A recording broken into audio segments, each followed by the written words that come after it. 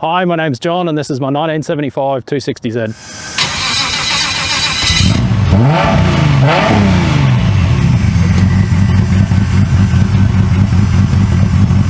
Had it for 7 years now. It was actually on Gumtree. I showed it to my wife probably a couple of months before we actually got it and she didn't mind the look of it.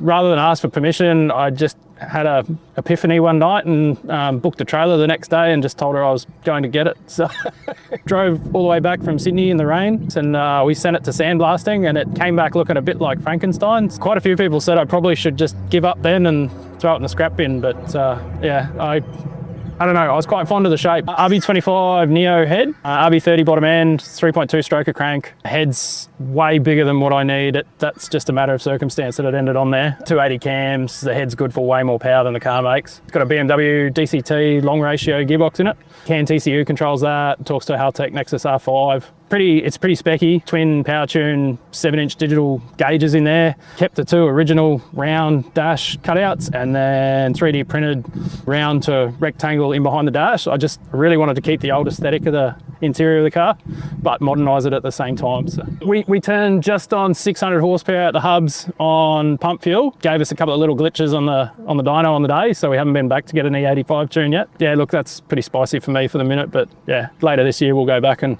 let it eat a bit more. They're a Riverside Stitch wheel from Japan. They came with tiny little lips on them. I just hunted Facebook Marketplace for a set of wheels that I liked with about the right rear lip size.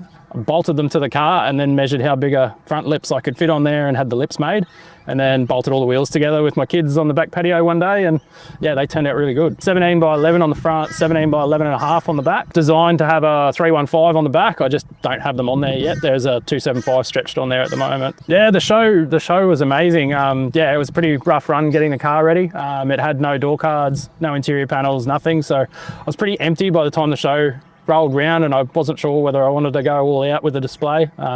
Look, I'm glad I did. We rolled in there and we saw the level of cars on display there. It was just amazing. I didn't hold hopes for anything, but yeah, I was lucky enough to take away best in show for the HardTuned section, which yeah, was just completely humbling that other people obviously saw my vision with it. So it's got an electric assisted steering column in it, so I want the Haltech to control that variable with speed because there's a little bit too much assisted highway speeds.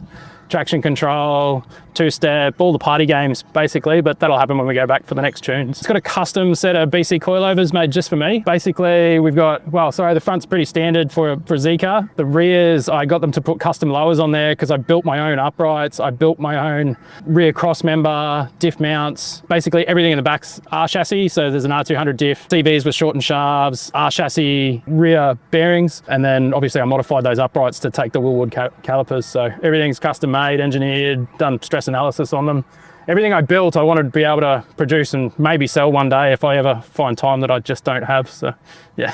Well, the interior, I just wanted to continue the whole theme of the build, which, you know, I wanted a really good looking 50-year-old car that performed like a modern day supercar, essentially. So there's Alcantara in there, there's a bunch of carbon fiber. I've made my own carbon panels.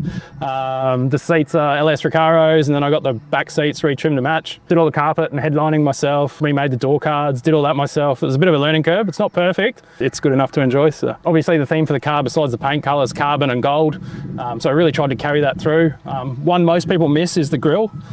When you zoom in on it, it's a million little tiny Z logos all cut into the grills.